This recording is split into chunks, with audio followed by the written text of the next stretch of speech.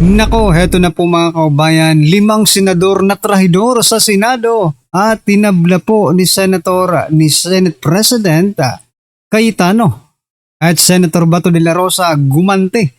Ayan po ang ating alamin mga kaubayan sa video ito, pero bago po natin simulan yan, palike naman po ng video ito, malaking tulong po yan. Maraming salamat po. At eto nga mga kaubayan, bago po natin i-play yung video, eto pasadahan po muna natin tong si Doc Loren Badoy ay sumabog rin dito po, sumabog sa galit dito po kay Eli San Fernando, di ba? Kanina nga, di ba, sa latest vlog natin ay binira din po natin to mga kabayan sapagkat isa pong mambubudol, napakabata pang kongresista pero mambubudol na po. Sabi po dito ni Doc Loren Badoy, may serious mental health issues itong lechon na ito. Aba, lechon, okay. Hindi lang bipolar, tripolar pa. Bukas makalawa, iba naman ang talumpatin ng ungas na ito. Correct. Napakaganda po kasi ng mga binibitawang mga salita nitong hinayupak na ito. Pero sabi nga po dito ni Doc Loren Badoy, bipolar pala. Sabi pa po dito, kabata-bata mo pa, ubod ka na ng trapo. Pero so what? Di ba Eling Baboy, instant milyonaryo, 20 million plus. 20 million plus mga kaubayan. Pera natin yan, magnanakaw ka. Eles Lechon, ayan mga kaubayan, nadali, natumbok ni Doc Loren Badoy, itong si Mambubudol. Ang galing-galing nito magsalitang hinayupak na ito mga kaubayan. Tapos iba pala yung salita sa gawa mga karibin natin pag nakakita na ng ganon. Di ba? Kasi nga po bumoto po ito ng to impeach. Yes, to impeach, no? BP Sara. Tapos nung mga nakaraang, ay nako. Kung babalikan nyo po, nakakadiri po mga kaubayan, kung babalikan mo yung kanyang mga talumpati, yung kanyang mga speech, no? Parang talaga parang talaga siya sa mahirap. He really cares, no? Sa mga mahihirap. Yun pala mga kaubayan, wala rin. Isa kang ano bang may tatawag natin dito? Well, anyway, sabi po dito ni may mental health issues itong hinayupak na ito. Sabi po ni Doc Loren Badoy, bipolar or tripolar. Sabi niya hindi raw siya natatakot na hindi iboto sa eleksyon mga kaubayan, di ba? Hindi siya takot sa mga Duterte supporters or sa mga ayaw, di ba?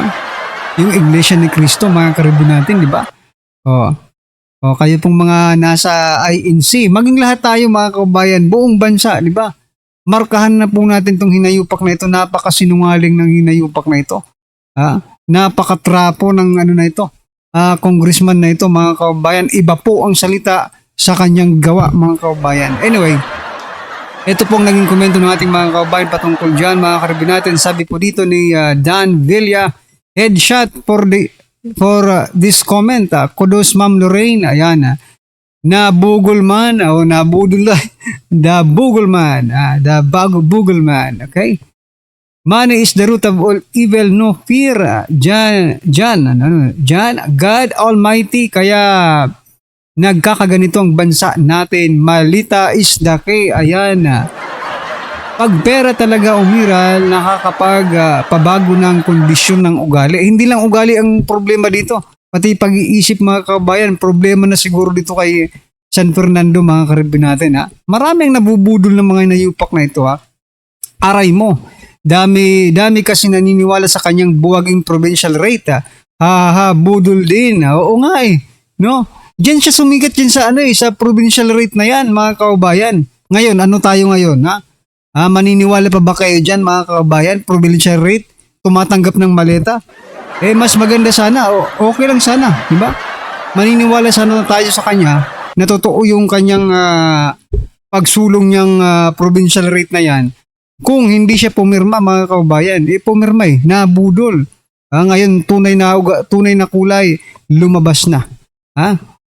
Nakakainit tong si San Fernando mga kaubayan. No? Anyway, Ano po ang inyong opinion dyan mga karabin natin? Just comment down below. At eto mga kaubayan, tinabla po ni Senator Alan Cayetano, no? Ni Senate President Cayetano, ang 5 senador. Ayan, no? Si Bam Aquino, Ping Lacson, Senator Soto, Risa Hontiveros at Pangilinan. Bakit kaya? O eto po mga kaubayan ang rason. Senate President Cayetano tinabla ang 5 senador na nag-uudyok na isuko or sumuko na sa ICC Senator Bato. Sabi niya po dito, we respect their opinion but Senator Bato should be given the opportunity to exhaust all legal remedies. Ayan, palakpakan po natin. Pahiya na naman ng mga inayupak, no? O, tandaan niyo po mga pagmumukha na yan mga kababayan. Sila po mga kababayan ang mga trahidor na mga senador.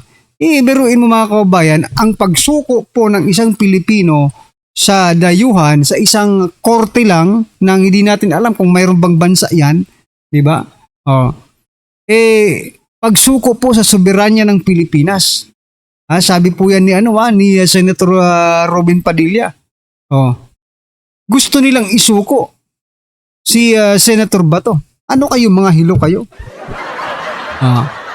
Buti na lang talaga mga kaubayan si Senator Cayetano na po ang Senate President dahil kung hindi talagang mauulit po yung nangyari kay former President Duterte kung itong si former Senate President Soto pa ang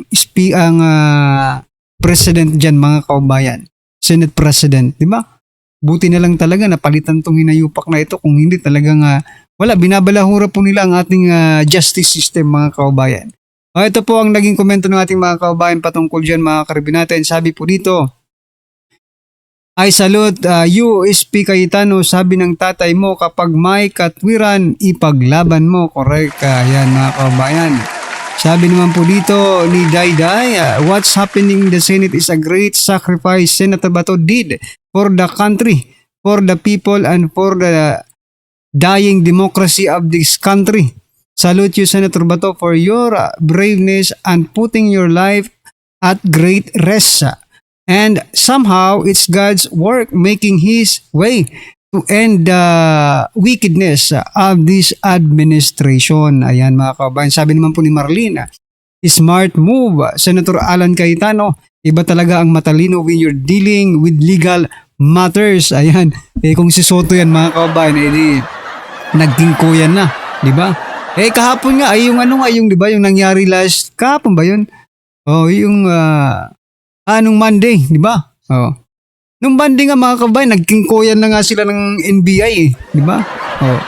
Magkaiba talaga ang abogado kaysa komedyante. Correct. Ganyan ang mataas ang kaalaman tungkol sa batas. Mabuhay ka, new Senate President Peter Alan Cayetano. Paano pala kung hindi na palitan si Soto? Diba? Kasi tingnan nyo, isa po si Soto dito mga kaubayan na gustong isuko si Senator Bato. So kung hindi pala napalitan si Soto, talagang mapupunta sa dahig si Bato mga kaubayan. Ay grabe ang plano. Grabe po ang kanilang plano mga kaubayan. Well anyway, ano po ang inyong opinion dyan mga kaubayan? Just comment down below. At eto, pasadahan po natin yung video. Pasok. Pala ngayon Kaya alam mo, dapat manghimasok na po dito ang Supreme Court. Kasi ito'y lantarang pambastusan na Sa totoo lang kung ako ang Senado, kung ako ang Senate President, bastusan na yung ginagawa Sino kayo para mag-inspect?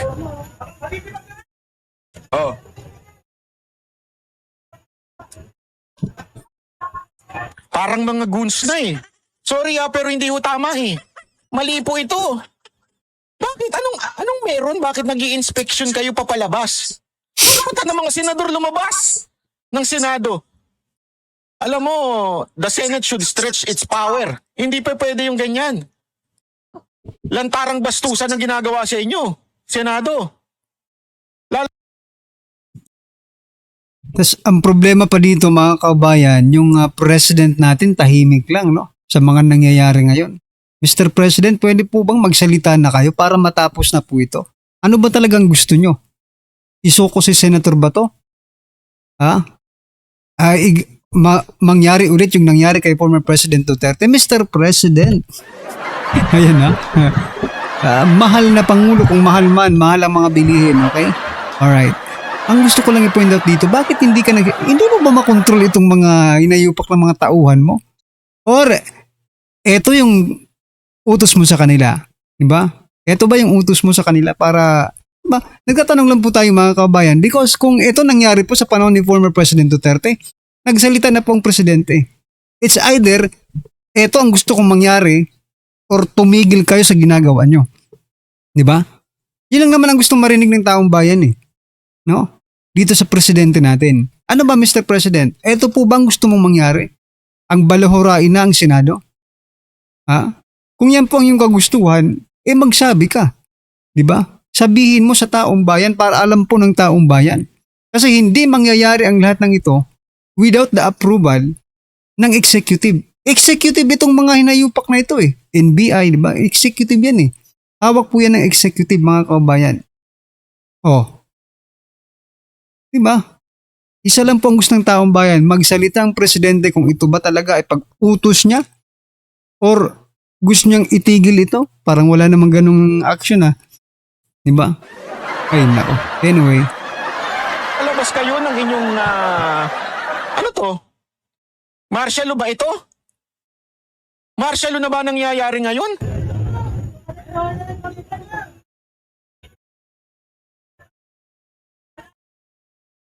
Martial law na? Ano na to? Kakairita. Eto to, panoorin natin ha. Ngayon naka-lockdown po ang Senado dahil po sa mga pangyayari na ito. Oh. Balikan natin ang lockdown sa Senado. Wala nang pinapapasok ngayon. Kasunod ng tangkang pag-aresto ng National Bureau of Investigation kay Senador Bato de la Rosa. Nakatutok din doon live si John Consulta. John? Yes, Mel. Pasado alas 3 nga ng hapon ng magsagawa ng lockdown ang Office of the Senate Sergeant Affairs dito sa bahagi ng Senate Building at Senate Compound. Pasado alas 3 ng hapon nang biglang i-lockdown ng Office of the Senate Sergeant at Arms o OSAA ang Senate Compound. Bukod sa pagkasara sa main gate ng Senate Compound at paglalagay ng barbed wire, sinimulan din ibaba ang roll-up doors. Nang makalabas ang ilan sa mga Senate staff at sibilyan, tuloy nang isinara ang mga ito. Ibinaba rin ang roll-up door ng entrance ng parking area ng mga senador sa Senate Building. Maya-maya, dumami na ang gwardiya sa mismong main gate ng Senado at may pit na ipinagbawal ang pagpasok ng mga otoridad, maski pulis at NBI agents. Nangyari ang lahat ng ito makaraang tangkaing arestuhin sa Senador Bato de la Rosa sa loob ng Senate Building at sa kasagsagan ng pagpapalit ng liderato sa Senado. Sa ngayon, mas mami na ang bilang ng pulis at NBI sa labas ng Senate Building. May nakabalandra na Mel ng mga sasakyan sa labas ng main gate ng Senado para di basta-basta makalabas sa mga sasakyang manggagaling sa loob ng Senate Compound na hindi dumadaan sa visual check ng mga otoridad.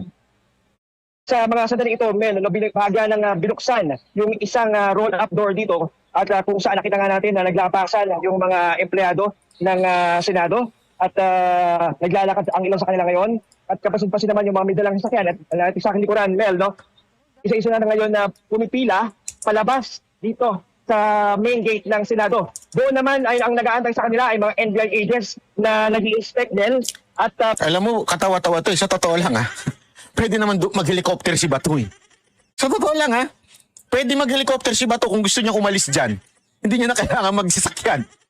At saka anong authority? Di ko gets eh.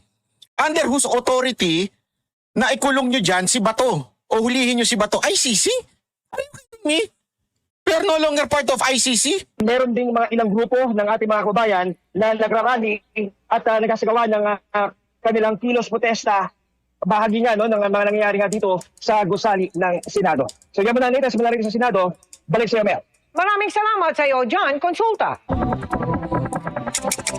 Ayan na po nangyayari ngayon. O ito, tingnan natin ha, yung interview ho kay Cayetano po. At sa punto pong ito, makakausap natin live ang bagong luklok na Senate President, Senator Alan Peter Cayetano. Good evening po. Good evening, Vicky. Sa lahat po na nanonood ng GMA7, magandang gabi po sa inyo lahat. Alright po. Ang sabi po ni dating Senador Antonio Trillanes IV, obstruction of justice ang paglalagay sa protective custody ng Senado kay Senador Bato de la Rosa dahil meron daw pong warrant of arrest para sa kanya mula sa International Criminal Court. Ano po ba ang tugon nyo rito?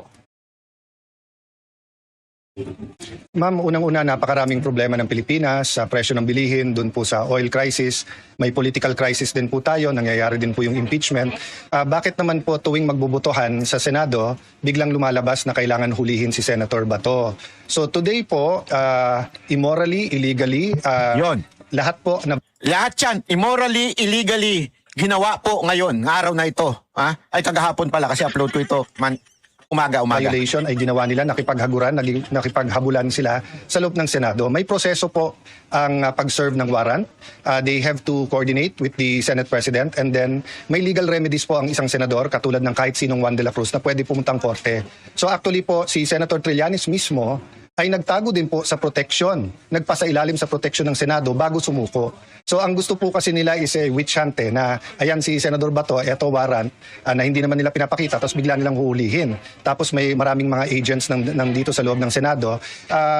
You can't blame us to think that it's not really justice, but ayaw nilang magbago ang mayorya dito po sa Senado.